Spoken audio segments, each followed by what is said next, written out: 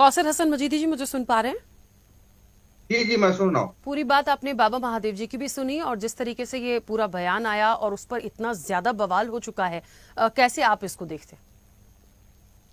सबसे पहले तो मैं आपका आभार व्यक्त करता हूँ कि आपने इतनी गंभीर चर्चा में मुझे शामिल किया। और मैं अपने बड़े भाई बाबा महादेव जी का भी सादर अभिनंदन करता हूँ। उनकी बातों से मुझे बिल्कुल विश्वास हो गया कि इस देश में जब तक इनकी जैसी शख्सियत मौजूद है, इस देश की एकता को और अखंडता को कोई खतरा नहीं हो सकता है। अब मैं बात करता हूं उस व्यक्ति पर जिस पर ये चर्चा आमंत्रित की गई। देखिए राखी जी, ऐसा है ना, इसको जो जिसको मौलाना कहा जा रहा है, ये मौलाना कहलाने के लायक ही नहीं है। मौलाना बहुत महान शब्द होता है, बहुत अच्छा शब्द होता है। और ये जर्जिस अंसारी नहीं है, जर्जिस अपराधी है। ये इटावा का रहने वाला है और इसके ऊपर दर्जनों जो है आपराधिक मामले चल रहे हैं। वाराणसी के जो है वो कोर्ट ने इसको जो है वो एक मतलब जो है यौन अपराध से संबंधित अपराध में इसको सजा भी दी है। और ये हाई कोर्ट से शायद जमानत पर छूटा हुआ है। इसमें इसके बारे में अध्ययन करने की आवश्यकता है।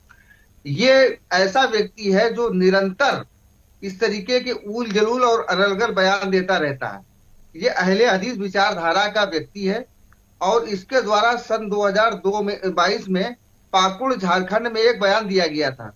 उसमें इस व्यक्ति ने ये कहा था कि देश का जो सूफी समाज है, जो हिंदू मुस्लिम, जिसको वास्तव में गंगा जमनी तहजीब वाला जो मुस्लिम समाज है वो सूफी समाज ही है। ये बाबा जी भी हमारे जानते होंगे। जो रसखान से संबंधित है, जो अब्दुल रहीम खान खाना से संबंधित है, ये वो समाज है। इस समाज को इसने जो है छुरी से काट डालने के लिए का आह्वान किया था, यानी पूरे सूफियों का नरसंहार करने का आह्वान किया था। उसके अलावा इसकी जो मानसिकता है, ये महिलाओं के विषय में और वाल्मीकि समाज के विषय में इसके जो बयानात हैं वो बड़े घिनौने हैं। बल्कि मैंने तो इसके बारे में मांग की थी कि इसके जो बयान वाल्मीकि समाज के बारे में, इसके बारे में तो SC/ST एक्ट के अंतर्गत इसके ऊपर मुकदमा दर्ज होना चाहिए। देखिए, ये हो या इस जैसे उल जलूल किस्म के मुल्ले हों, मैं बहुत जानबूझ करके ये शब्द प्रयोग कर रहा हूं, मुल्ले, क्योंकि मुल्ला शब्द बड़ा महान शब्द है। मुल्ला अली कारी हुए हमारे यहाँ, पंडित जस्टिस आनंद नारायण मुल्ला हुए, जिनका लिखा हुआ जो है वो इस्लामिक जूरिस्प्रूडेंस आज भी अदालतों में माना जाता है और मतलब विधि शास्त्र में पढ़ाया जाता है। मुल्ला शब्द भी बड़ा पवित्र शब्द है। ये मुल्ले हैं। और ये ऐसे मुल्ले हैं जो एक एजेंडे के तहत देश को विभाजित करने की मानसिकता वाले कृत्य करते रहते हैं। तो ऐसे लोगों को के बारे में, जैसे कि अभी बाबा जी ने कहा था कि इसके बयानों को मतलब जो है वो मतलब वो उसको लेने की जरूरत नहीं, संज्ञान लेने, बिल्कुल संज्ञान लेने की जरूरत है। बल्कि हमारे देश के जो भी बुद्धिजीवी वर्ग है, चाहे मुसलमान हो चाहे हिंदू, इन सबको मिल करके ऐसे तत्वों के खिलाफ आवाज उठाने की जरूरत है। क्योंकि ये कहीं ना कहीं अगर इनकी तलाश की जाए, इसकी विचारधारा की तलाश की जाए, वहाबी सलाफी विचारधारा के लोग हैं और इनकी विचारधारा को तालिबान से फंडिंग होती है और इसी विचारधारा को खाड़ी देशों से फंडिंग होती है।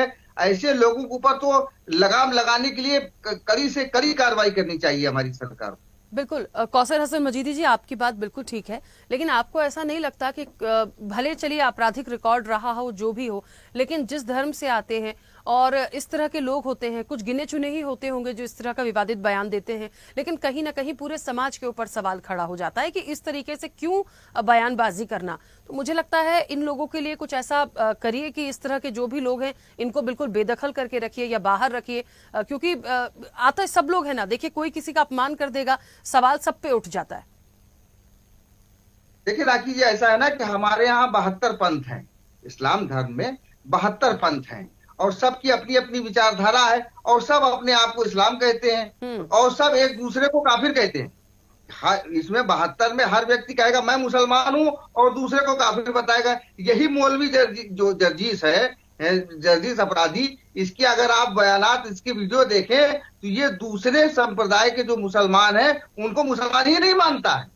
तो यहाँ पर बड़ा विरोधाभास है। इसके बारे में हम लोगों को एक्शन लेने की जरूरत है। बात सही है आपकी। और हम लोग अपने स्तर से देखिए, जैसा आप स्तर होता, अब आप का चैनल हमें मौका देता है, जब भी हमें बुलाता है हम वास्तविकता को बयान कर देते हैं। इसी तरीके की हम लोग कभी कभी प्रेस रिलीज भी जारी कर देते हैं जो वास्तविकता, तो हम लोग अपने अपने स्तर से देखिए, अपने सीमित संसाधनों के द्वारा लगे हुए हैं। अभी हमने कुछ दिनों पहले जो है वो सर्वधर्म एक सम्मेलन हुआ था हमारे यहाँ भी हिंदू धर्म के कई धर्म गुरु आए थे। हम लोगों ने बैठ करके इस पर चर्चा की थी। हम लोग भी अपने